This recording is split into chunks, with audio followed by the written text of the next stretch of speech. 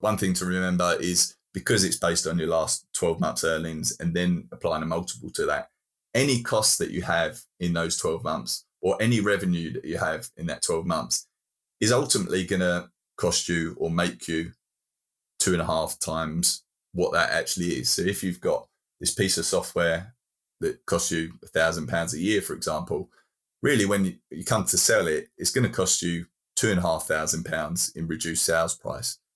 So you need to consider all your costs very, very carefully. And are you happy to be paying 2.5, 3.5 times the price for that at the moment? You're listening to the Ecommerce Influence podcast with Austin Bronner and Andrew Foxwell. If you want honest, transparent, and tangible results that deliver lasting value and revenue, this is your podcast. It's safe to say that most of us have been doing a lot more shopping online lately. And if you're an e-commerce brand, that means you might be seeing more first-time customers. Once they've made that first purchase, how do you keep them coming back? That's what Klaviyo is for. Klaviyo is the ultimate marketing platform for e-commerce brands. Klaviyo gives you the tools to build your contact list, to send memorable emails, automate those key messages, and more. A lot more. That's why more than 40,000 e-commerce brands like Chubbies, 8 Sleep, and Living Proof, including most of my clients, use Klaviyo to build a loyal following. Strong customer relationships mean more repeat sales, enthusiastic word of mouth, and less depending on expensive third-party ads. Whether you're launching a new business or taking your brand to the next level, Klaviyo can help you get growing faster. Plus, it's free to get started. Just visit klaviyo.com/influence to create your free account today. That's klaviyo.com/influence. You may know Justuno for pop-ups, but if you haven't checked them out recently, they're a full-blown conversion rate optimization platform. Yes, they've got pop-ups, but also they've got AI product recommendations, exit offers, Facebook Messenger, SMS, capture, and a lot more. Brands like Pure Vita Bracelets, Rothy's, and Movement use Justuno to capture and nurture their traffic all the way to conversion. I recommend Justuno to my clients as a top conversion rate optimization tool. Now, you can use AI cross-sells and upsells directly in-page or in-cart with Justuno Plus for higher average order value. Justuno Commerce AI takes in your product catalog and then will display smart recommendations based on visitor behavior. If you want to create a seamless experience from offsite all the way to onsite with unified messaging, you got to check out Justuno. Head over to justuno.com/influence to learn more. That's justuno.com/influence. What's up, everybody? Welcome back to another episode of the E-Commerce Influence podcast. My name's Austin Bronner, and today I'm bringing you an episode with a client, somebody who I've seen grow like crazy over the last year, and an episode that covers everything from kind of operating a business, an e-commerce business, to actually going through the whole process of selling it. So our guest today is Greg Williams, and he started the Autoimmune Institute. He had a goal, and he was going to start a business, grow it, and sell it. And that's what he did in 3 years. And today's episode goes through all those steps. He goes in depth about kind of the whole thought process around selling a business. So if that's something that you're interested in, this episode is a must listen, because he's going to share all the intricacies that he learned going through that process, maximizing valuation, all those different things. Very good episode. I'm excited to share it with you today. So without any further ado, let's bring in Greg to the show.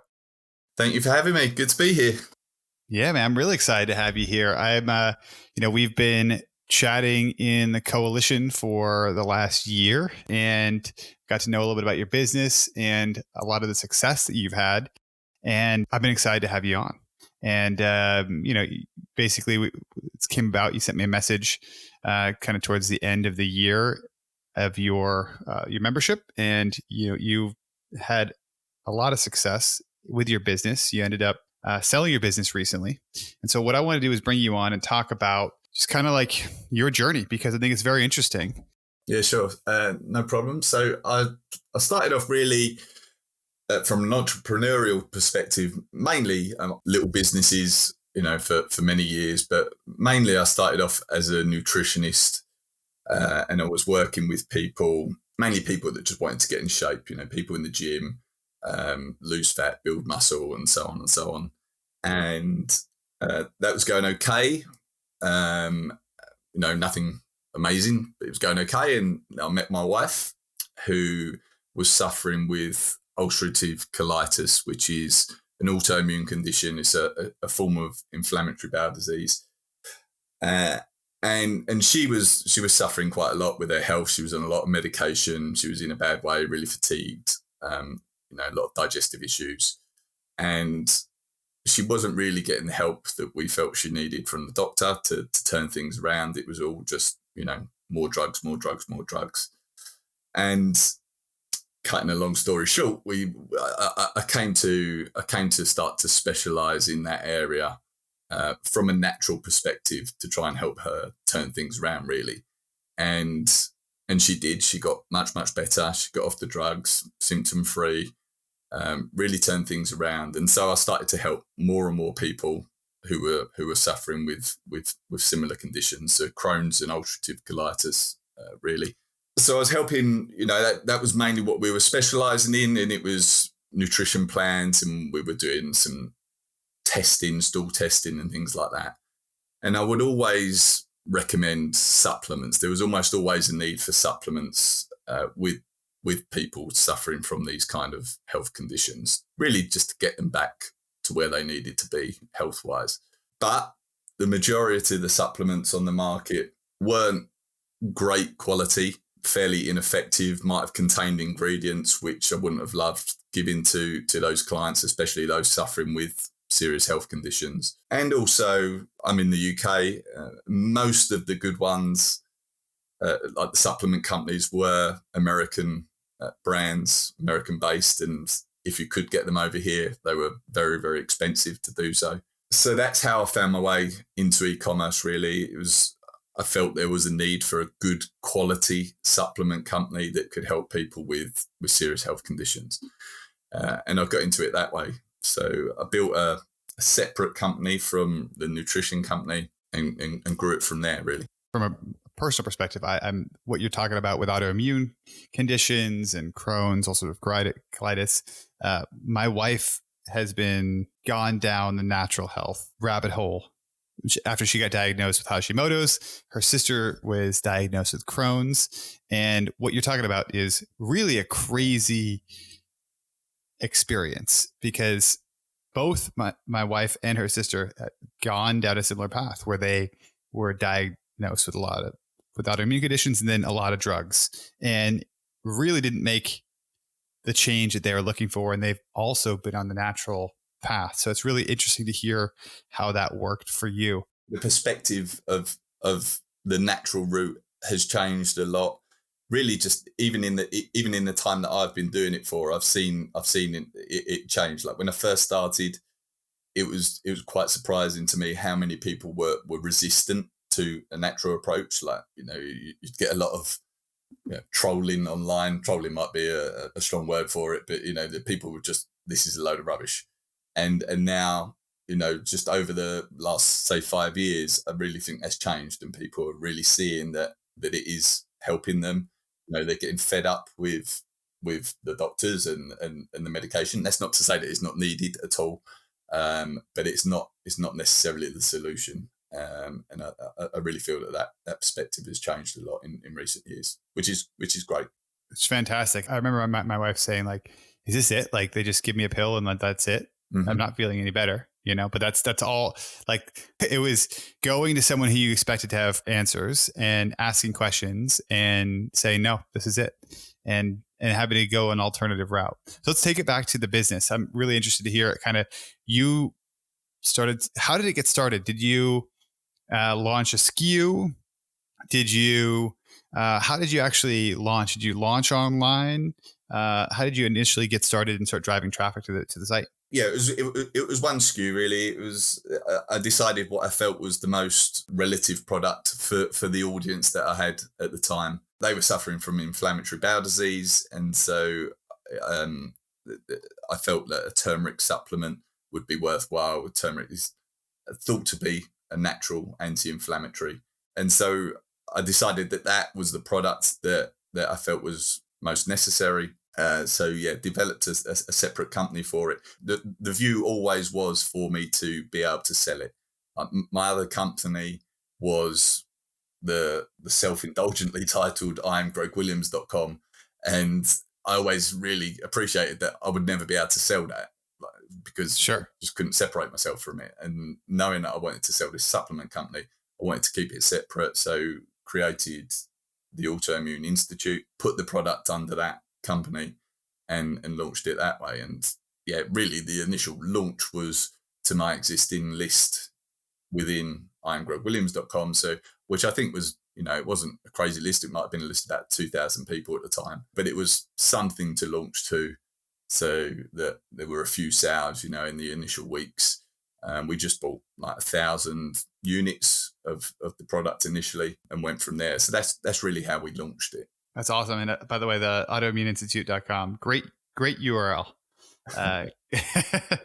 Okay, so you launched it with one SKU, and did you feel like you ended up having traction right away, or after that launch you had a couple of sales? But what happened from after that? Did you have to try to figure out a channel that would drive sales consistently? Where was kind of your first foray into getting traction?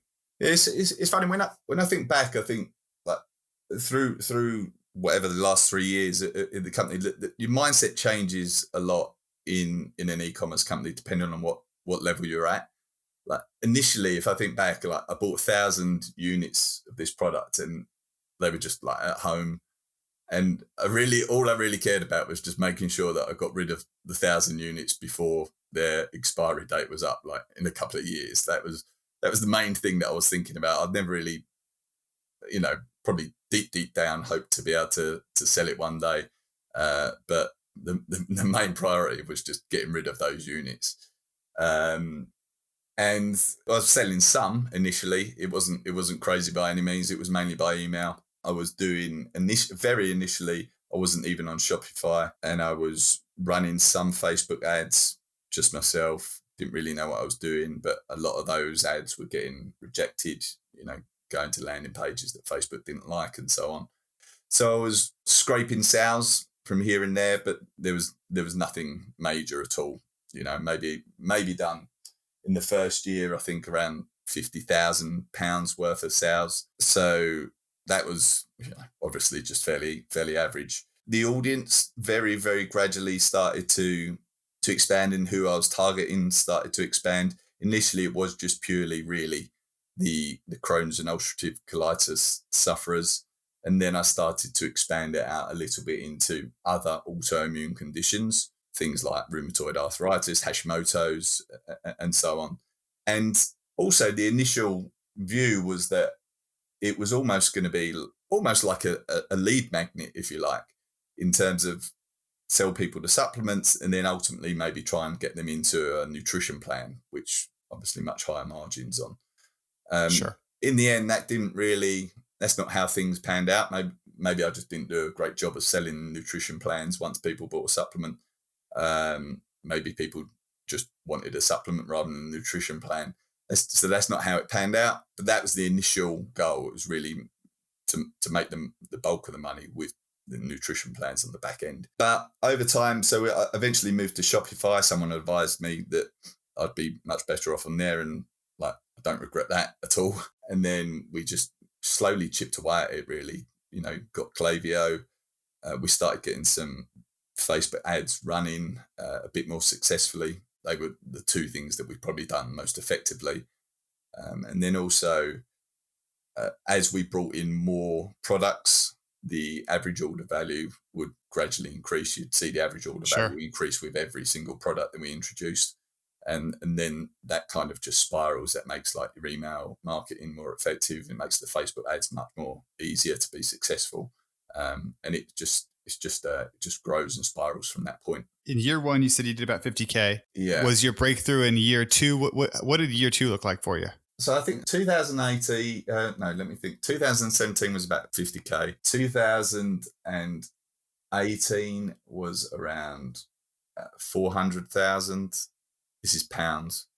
Yep. and then maybe 500,000. Sorry, I should know these numbers. I think it was around £500,000.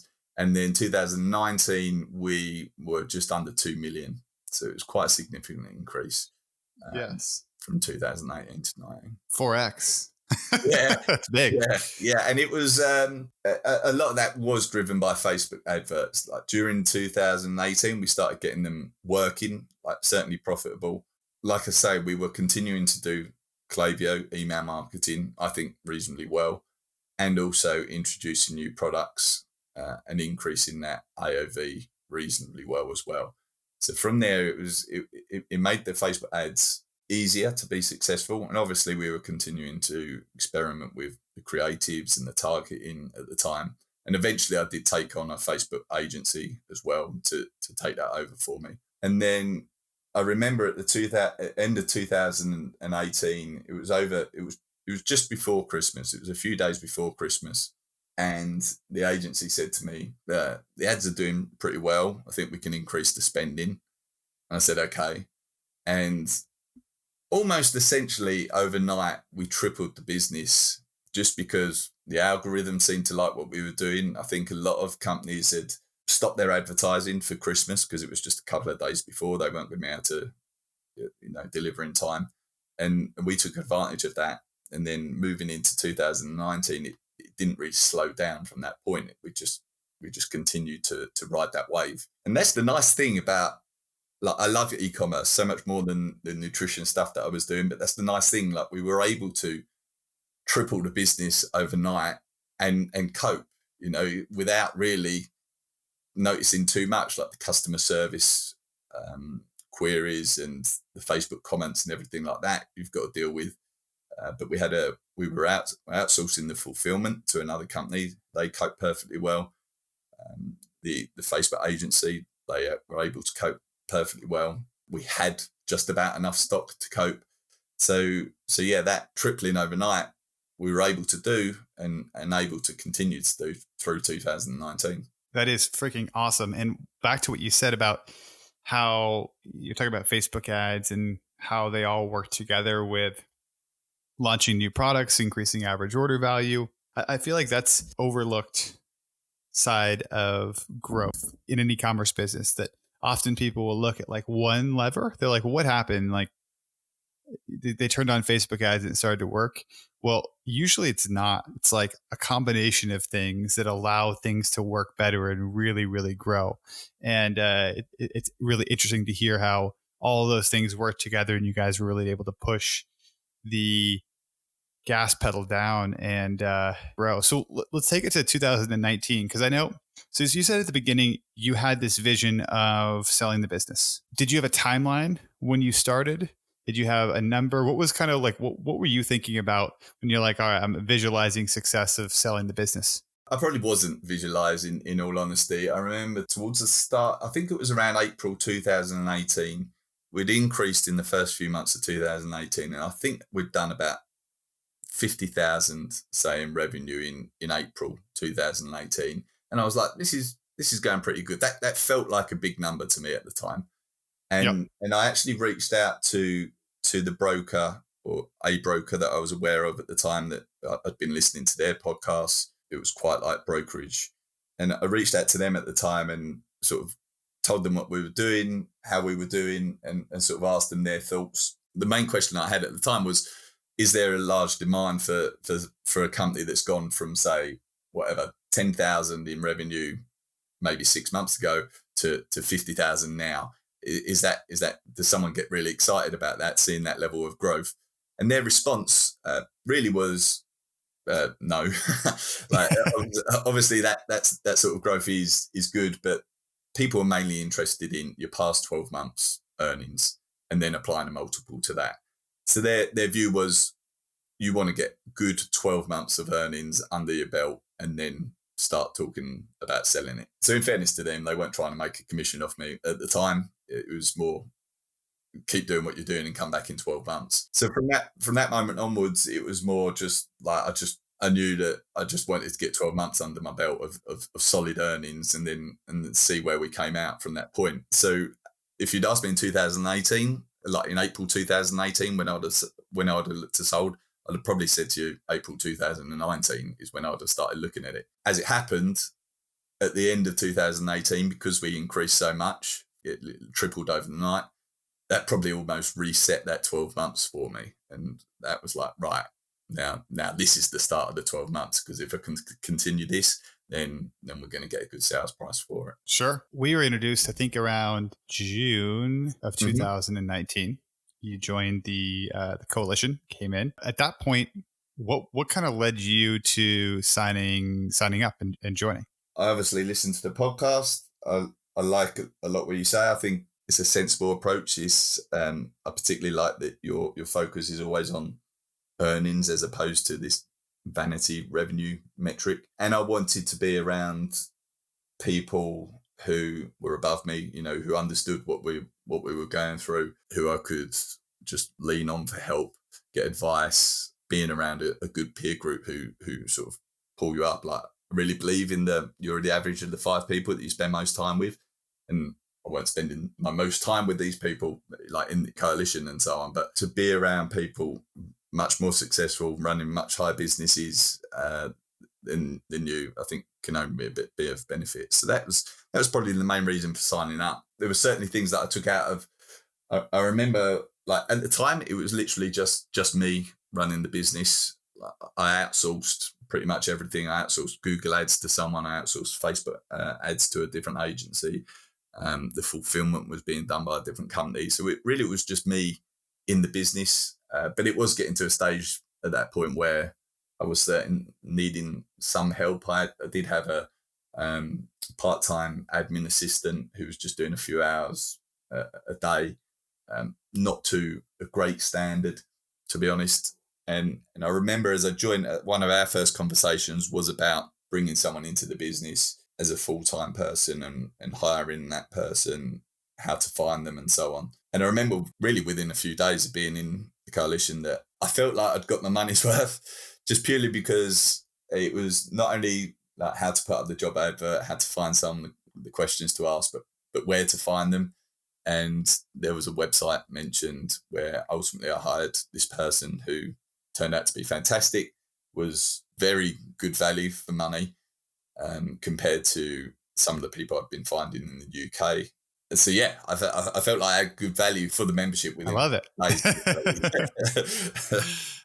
I love to hear that. And did you end up hiring remote then? Yeah, it was. She's Bosnian, but she lives in Madrid, and yeah, she was remote, and she's been great. And I think maybe we'll get into this, but like when you come to sell a company, I think a buyer is going to be much more comfortable if they know that there's someone staying on in the business, like that knows the processes, understands it, and being able to show the buyer that we had this great person working for us who knew everything, so there was going to be some continuation, I think is really like instrumental, to be honest, in being able to sell it effectively. 100%. And I think the description of what you had with you being the person in the middle of all the contractors is like very common, right? I think that's a very common way where you can grow and like be the person who's the like kind of the superhero that has all these additional arms of people working with them. But what you're talking about taking a step back and getting somebody in who can do that really unlocks the value in the company to be able to get to somebody else who can then continue. I mean, you don't want to, if you sell it, you probably don't want to stick around. Some people do, but you want to have that option. So let's talk about so you hired this person and you started to train them. How long did it take for them to get to the point where you were feeling a little bit more comfortable to start thinking about the process of selling your business? Pretty quickly, to be fair. I've always been conscious of having like procedures written down for everything that we do. We literally had like step-by-step procedures on anything. And like, I think she was like really impressed by that, really surprised by that. There were videos, there were written procedures, there was everything. And so she picked it up very, very quickly. And I wasn't handing over everything. Like there was customer service, there was some conversion rate optimization stuff that she was doing. She understood the ins and outs of the business, the metrics, everything like that. She wasn't doing everything. She wasn't running the business. So the plan was never to take myself out of it completely. before selling. Sure. So yeah, to be honest, she picked it up very, very quickly. Like there were procedures in place. In a past life, I worked at Ford Motor Company just in finance. And I just used to hate writing procedures for our jobs so much. It used to be so dull. But as soon as you get your own business, like you realise that there's a good reason for doing those and so on. They're the path to freedom. Yeah.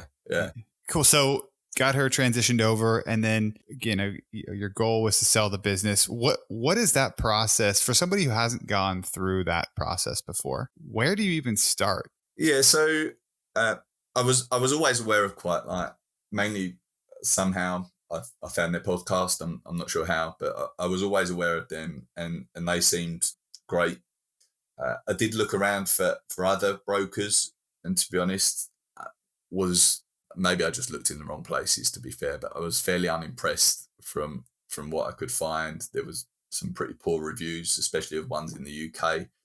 People getting charged even though they hadn't sold their company and things like that. And it was just Quite like we're always well on top compared to everyone else I looked at. So I reached out to them. Their main question was, can you send us your earnings for the past 12 months? So just let's see the financials, the profit and loss, send that through and we'll go from there. So that's what I did.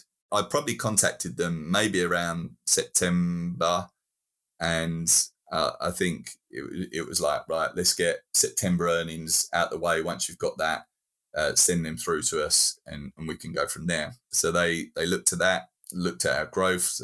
It was past 12 months and previous 12 months and like historicals really that they wanted provided. They put an estimate on the value of the business. Once I was happy with that and, once I was happy to take them on, they sent through a large document asking a lot of questions about the business. Huge document, really, which I think probably is beneficial to everyone to do anyway, whether you're thinking about selling the company or not, because it really gets you thinking about a number of aspects of the business. So I completed that, sent that back to them. Ultimately, they launched it from there and then waited for the offers to come in. So the broker that I was working with, he would really liaise with people, anyone showing an interest. He could answer the majority of the questions, but any that he couldn't answer would come to me. For those that were seriously interested, then we'd start having calls and discussing things a little bit more on a call. You talk about those questions that they asked you, the big document. Do you remember some of the questions that you had to answer, the ones that maybe that you found value in? Yeah, there were things like, to be fair, I think I've been pretty good with this type of thing. And this is, I know you talk about it with like having things like quarterly reviews and really doing a deep dive of your business. So I've done a lot of them, like looking at the strengths, the weaknesses, the opportunities, the threats, things like that. I think is always worthwhile, and certainly doing it quarterly, I think is worthwhile. There were some things like what assets will be included in the sale, really gets you thinking about the assets that you hold and how valuable those individual assets are and what you're going to hand over. I think a good mindset for someone selling a company is you're not selling your historical earnings. You're selling like the assets and their potential to earn in the future. And so things like an email list is an asset that potentially can help to drive revenue in the future. Whereas the performance of your Facebook advertising account in the past, it is an asset because there's potential for it to continue into the future, but it's not as much of an asset as something like an email list. To take that a step further, if you've got a bit more information on your email list over and above just what someone's email is, that's added value. So if you know their birthday and you can send out an email to them on their birthday and you know that birthday flow is particularly valuable, then that is an asset that the buyer is going to get value out of in the future. We were really starting to build data around what someone's interested in product-wise. Are they interested in our products for energy, or are they interested in products for inflammation, women's health, things like that? Is that added data is added value for the buyer in the future? So I think that was one valuable question. Another, what's your overall take on like the industry that you're in? What kind of trends have you observed over the last few years? And what are the opportunities going forward? That really gets you thinking, like, especially the opportunities, like I really sort of like brainstormed on that and came up with a huge list and probably more than I thought of before, before coming to complete the document. There was questions about what's so special, so unique about your products. And I think that's just worth understanding. It's worth making sure that it's fully clear in your copy when you're trying to sell to someone. So there were things like that I certainly thought were valuable. What do your competitors do better than you? How does your pricing compare to your competitors? And then also there was one, how much work do you do, like in terms of me, and what do I actually do in that time? And that kind of gets you thinking as well. Yeah, how am I filling this time? Am I adding value in that time? What am I doing? Do I need to be doing it? That kind of thing. Sure. No, all great questions to ask. And it also, the more clearly you can answer those, the more value the business has, and the more value you might be able to command in a sale. I think what you're talking about with owning channels like email and increasingly like SMS, those are huge value adds for a potential buyer. Like you mentioned, I think that's such a good point. Your historical value of Facebook is not nearly as valuable as if you have the shipping address, birthdays, phone numbers, and emails of all your customers, and it's in an accessible way that you can reach out. I mean, talking about email, I know that's something that you guys had a lot of success with. How did you build your email marketing system? Was it a consistent thing that you put time into? Did you hire out for it and have a consultant? What did that look like for you? It was mainly us putting time into it, like with the help of you, really, and the information in the program was fantastic to make sure that you've got all the flows covered, how you're developing those flows, like the workings of those flows. I was using Klaviyo. I love Klaviyo. I think it's fantastic. But yeah, it was just building it and becoming fairly. I like to test everything, like constantly split testing everything. Landing pages, adverts. Any email that went out was being split tested all the time. So there was this continual gradual improvement, really, as a result of that. So we had our flows in place, and they were the main flows that you might expect, like the welcome series and reorder reminder flow, customer win back, that kind of thing. I laid it all out on this huge spreadsheet, like when someone might receive an email. It helps to highlight, if someone's going to go a long time without an email, or someone might need an email sooner, when someone might need a reminder to reorder, things like that, I think are important. And we were sending 2 campaigns a week as well, sometimes 3, sometimes 2. But they were always like educational emails, if you like.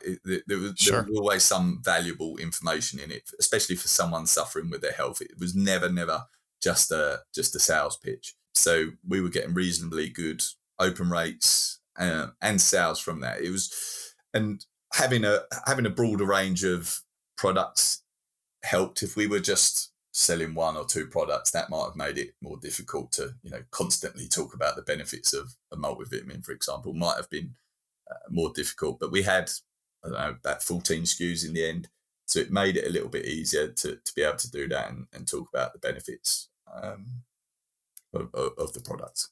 Yeah. It's awesome. And so when you get back down to the actual sale, what's the actual process for coming up with a valuation? What are some things you learned during that time that maybe you didn't expect? Yeah. So, this was all new to me at the time.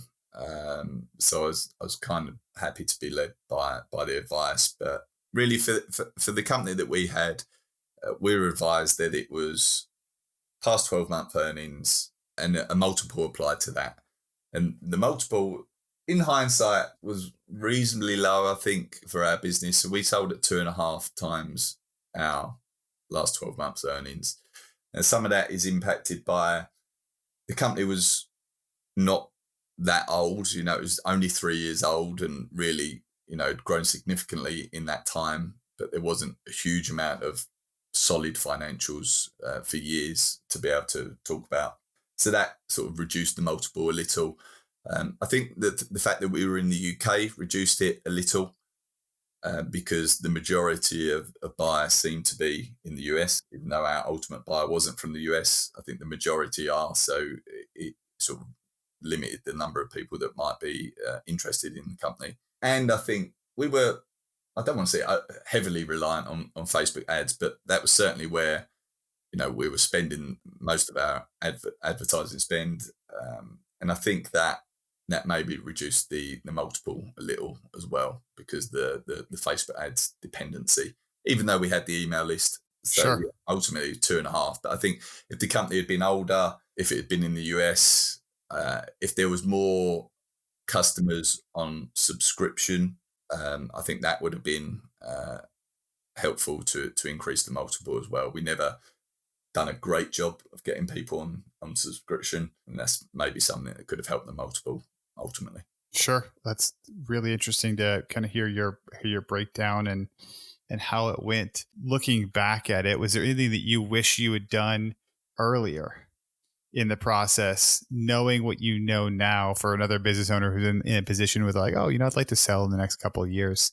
Anything you wish you'd done earlier? Maybe pushing harder to get people onto subscription might have been beneficial, but there is there is an offset to that, in that we were doing a good job of selling our triple packs and our 6-packs of our supplements, and if people were only buying one at a time on subscription, then would have done less of the triple packs and the 6-packs, so our 12 months earnings might have been lower as a result. So I don't feel that strongly about the subscription thing. One thing to remember, I think I've done a reasonable job of this, but one thing to remember is, because it's based on your last 12 months earnings and then applying a multiple to that, any costs that you have in those 12 months or any revenue that you have in that 12 months is ultimately going to cost you or make you 2.5 times what that actually is. So if you've got this piece of software that costs you £1,000 a year, for example, really when you come to sell it, it's going to cost you £2,500 in reduced sales price. So if you're planning on selling in the next 12 months, then everything, you need to consider all your costs very, very carefully. And are you happy to be paying 2.5, 3.5 times the price for that at the moment? And it probably puts a different perspective on it. And the same applies to revenue. Not any sale that you can make in that 12 months, you will hopefully make back 2.5 times in sales price in the end. I would also make sure that you've got your financials in order. We did a fair amount of work to make sure that everything was solid in Xero. Everything was categorized properly in Xero, your accounting system, and Google Analytics, during the due diligence and the buyer, and even before receiving an offer. People want to really get into your analytics, understanding where the traffic's coming from, what your average order value is, all that kind of information, and just being able to very quickly run that off, show them the analytics, I think is really important. And again, the sooner you can get that in place and running, the better, because analytics can't really go back in time. No, it does not. Now that you've sold the business, what was the actual transaction look like? Did you agree to a certain price? They decided they bought it, and then did they wire you the money? Was it paid out over seller financing? How did that work for you? Yeah, we received a few offers in the end from different people, but the one I ultimately accepted was certainly the best offer. It was the full asking price, and we were, comfortable with the buyer and everything like that. In terms of the payment, I think it was around 60% of the asking price was paid immediately, on sales date, plus the cost of the stock.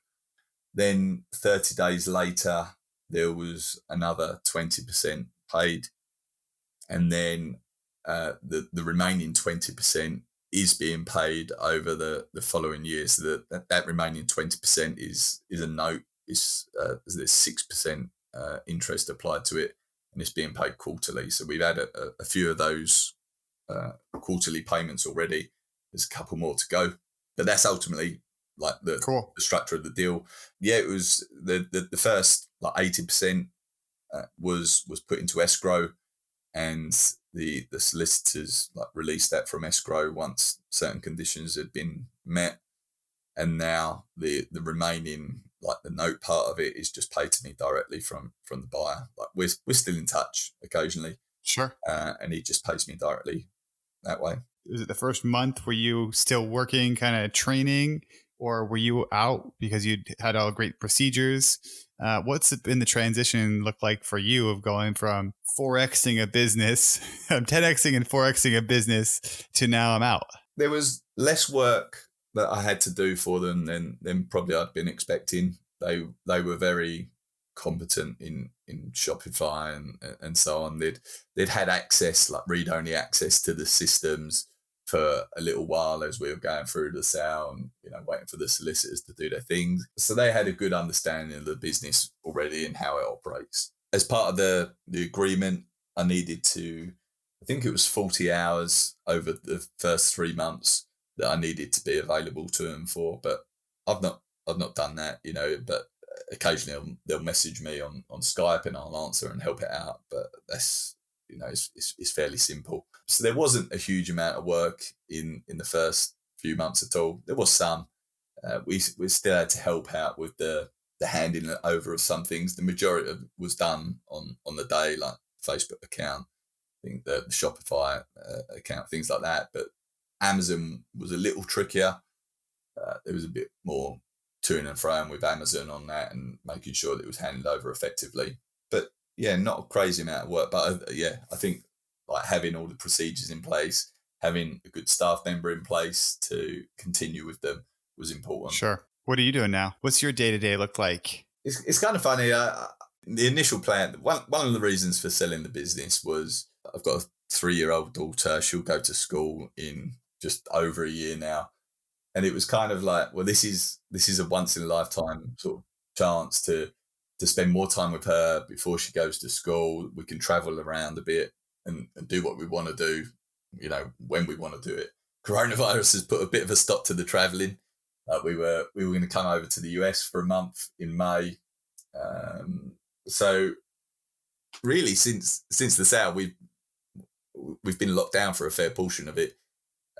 She's been at home and it's been fairly relentless, but good fun. So a lot of that has been spent with my daughter and my wife at home. Not doing a huge amount business wise. I've looked at a few things.